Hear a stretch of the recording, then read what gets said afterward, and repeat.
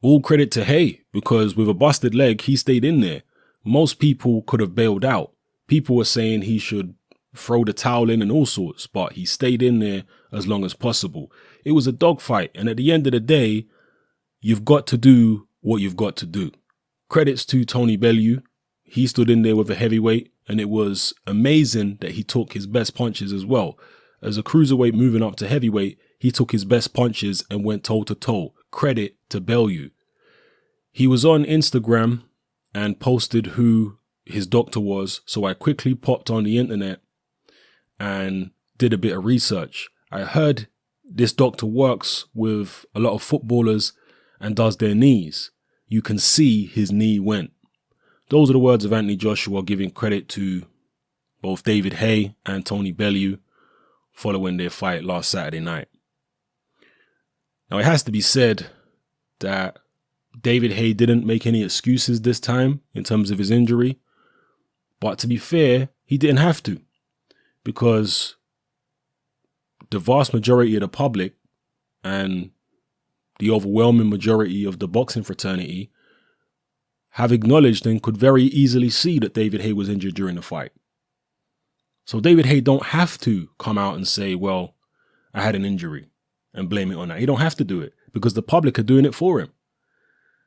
So, I'm not trying to take anything away from David Haye here, by the way, but that is what that is. He had such a severe injury that he really doesn't have to try and play it up or anything like that.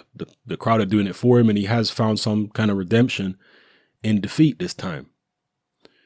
So Anthony Joshua just acknowledging the fact that David Haye showed a lot of heart, and also giving credit to Tony Bellew. A lot of people talking about, was this a pre-existing injury that David Haye had going into the fight? I personally would imagine it probably is, almost certainly is actually.